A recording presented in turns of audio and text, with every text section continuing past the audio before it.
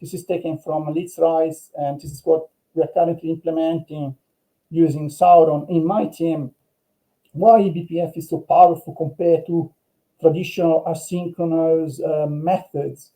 So think of having now a malicious pod, which is the blue one here, that has ability and the privileges to harm the Linux kernel, take actions, say, on your machine.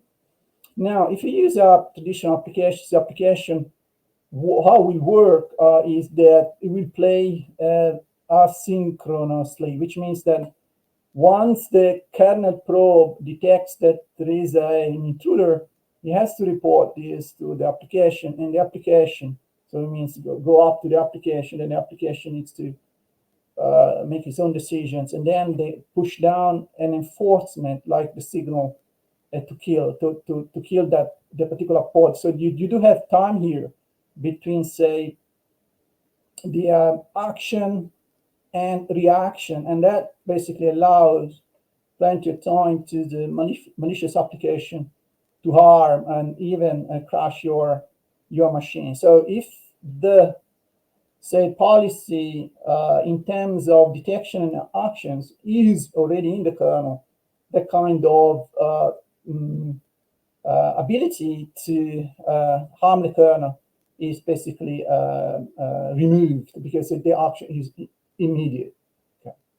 So that's one example. Then there are many use cases, and some of them we have also implemented in our organization, my team. For example, eBPF is used for avoiding catching crypto jackers, which means here as if you have only your controls inside pods using sidecars, for example, you can't detect actions taken by a malicious pod in your cluster, whereas eBPF does this ability here because we can tap all over the places.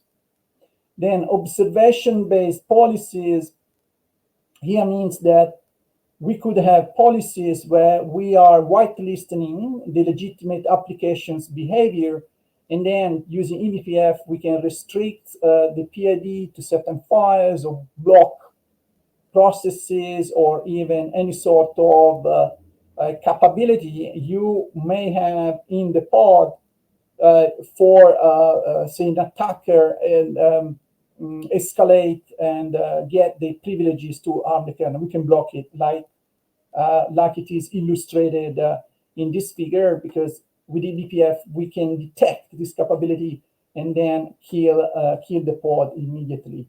We can prevent, you see, by instrumenting the express data path, DDoS attacks, no problems with that. We can detect the packets, abnormal traffic, and then we can drop the packets immediately, even before, as I've shown you, the packet reach the Linux kernel, if the instrumentation is done on the network interface card.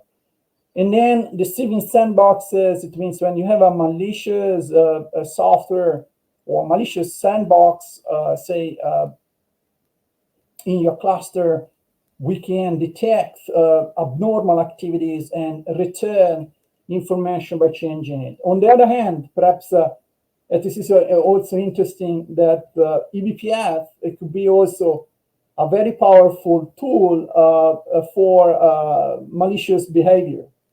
So these are example of malicious use cases where eBPF kernel rootkits are used to tamper or harm or as an attack vector to your machine. Now here we could also spend a couple of hours into this, but as eBPF may protect you, of course, can be also adversely used to fake everything in the kernel, even like you can't see what's ongoing in the kernel.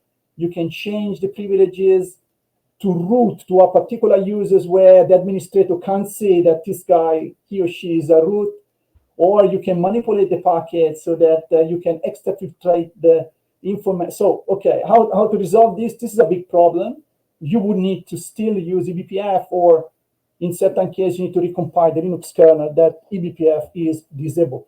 Okay, that's all. In high level, then I would have more stuff on what my team has done. So we have our own platform, and we are using now extensively. We presented the Mobile World Congress 4 fundamental use cases. So we have ability to extract information from Linux kernel and sort of application. We generate synthetic packets, so we can measure performance end-to-end, hop by hop, on any element supporting Linux kernel. We provide security measures. I gave you some example of it. We can measure energy consumption at the pod or any application level, microservices, cloud native function. That is amazing. So that these are example of use cases. And we also made available our thesis. So you asked me what kind of software and other application use. We have implemented Tetragon, enhanced it through a Promptel, Loki, LogQL, Grafana, Prometheus.